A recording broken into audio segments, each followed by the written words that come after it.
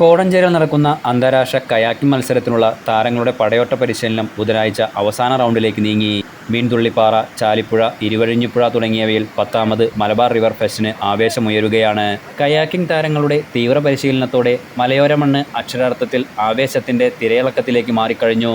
പാറക്കെട്ടുകളിലൂടെ പതഞ്ഞൊഴുകുന്ന വെള്ളച്ചാട്ടത്തിന്റെ മാസ്മരികതയുടെ വർണ്ണക്കാഴ്ചകളിൽ തുഴയെറിഞ്ഞ് ആർത്തട്ടഹസിക്കുന്ന താരങ്ങളുടെ അഭ്യാസ പ്രകടനങ്ങൾ കാഴ്ചയുടെ പുളകച്ചാർത്താവുകയാണ്.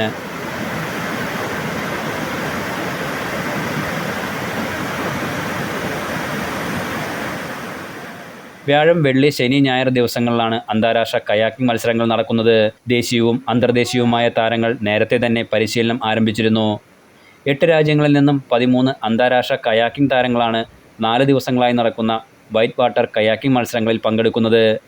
New Zealand, France, Norway, Italy, Russia, Spain തുടങ്ങിയ രാജ്യങ്ങളിൽ നിന്ന് മികച്ചതും ഉന്നതവുമായ താരങ്ങളുടെ വരവും ജലപ്പരപ്പിലെ ആവേശ പോരാട്ട മത്സരങ്ങൾ അന്താരാഷ്ട്ര വൈറ്റ് കയാക്കിംഗ് മത്സരങ്ങളിൽ ശ്രദ്ധ നേടും. ഇന്ത്യയിലെ വിവിധ സംസ്ഥാനങ്ങളിലെ കയാക്കിംഗ് താരങ്ങളും മത്സരത്തിൽ മാറ്റുരയ്ക്കും.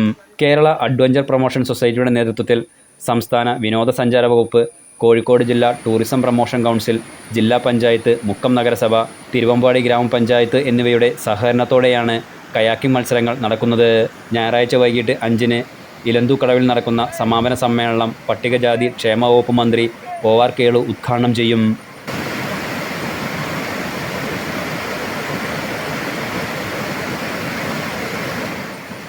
Enlight news, Mukkam.